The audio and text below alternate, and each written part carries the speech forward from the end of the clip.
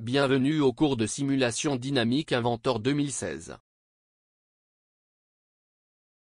Ce cours couvrira les outils d'Inventor 2016 pour l'analyse d'assemblage avec simulation dynamique, pour vous qui connaissez déjà l'Inventor, et qui voulez vous améliorer.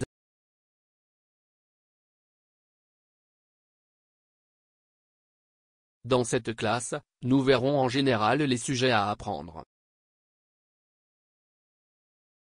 Le cours est divisé en 6 modules, composés de lectures, exemples pratiques et exercices complémentaires.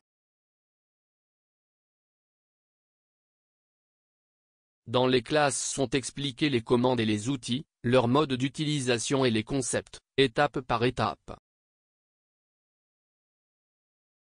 Dans les exemples pratiques sont appliqués les commandes et les outils déjà étudiés dans le module dans une situation réelle, la formation de son utilisation. Dans les exercices complémentaires, il est proposé une tâche pour l'étudiant à faire et à former, basée sur des cours pratiques. Dans le premier module, les concepts de simulation dynamique et leurs différences par rapport à l'assemblage des pièces seront présentés. Nous allons explorer l'environnement de simulation dynamique dans Inventor 2016, l'interface et l'emplacement des commandes pour effectuer des simulations. Nous allons également faire un examen de l'assemblage, afin que nous puissions comprendre les concepts qui seront discutés dans ce cours. Dans le module 2, les ressources permettant de définir les degrés de liberté de l'ensemble seront présentées.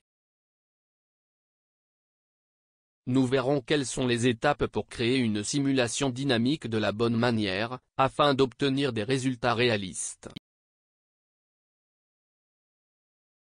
Nous connaîtrons les types de joints qui peuvent être insérés dans l'assemblage pour effectuer la simulation de mouvement. Convertissant les contraintes de montage en joints manuellement et automatiquement. Nous examinerons également comment vérifier l'état du modèle, les redondances des moteurs et comment résoudre les problèmes de la baie. Dans le module 3, nous allons en apprendre davantage sur les caractéristiques de la préparation d'un modèle pour la simulation. Nous allons apprendre à insérer des couples, ou moments de torseur, et des forces dans le modèle pour la simulation dynamique, afin de vérifier la conséquence de l'application de ces charges dans le fonctionnement des mécanismes. Dans le module 4, les outils qui nous aident à interpréter les résultats de la simulation dynamique seront présentés. Nous allons apprendre à utiliser le mouvement dynamique de la pièce pour simuler le mécanisme avec des paramètres dynamiques et des mouvements définis par la souris. Nous verrons également comment étudier une succession de positions en fonction des degrés de liberté de l'ensemble. Enfin, comprenons l'utilisation de la carte de sortie pour l'analyse des résultats de simulation dynamique. Dans le module 5, nous allons apprendre à générer des présentations et à configurer la simulation dynamique. Nous allons créer des vidéos de présentation dans l'environnement Dynamic Simulation, et nous allons voir comment exporter la simulation vers l'environnement de rendu, en créant des présentations dans cet environnement.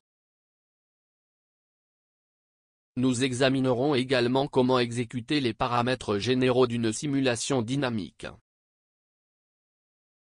Enfin, dans le module 6, nous approfondirons nos connaissances, consoliderons les concepts appris au cours du cours, en observant dans la pratique l'application des outils appris.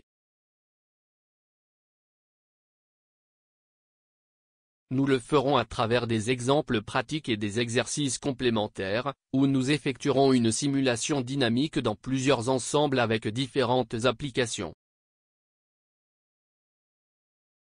Ainsi, nous serons en mesure de développer des projets pour diverses applications, de manière professionnelle. Commençons le cours. Reyneder, celui qui sait enseigne.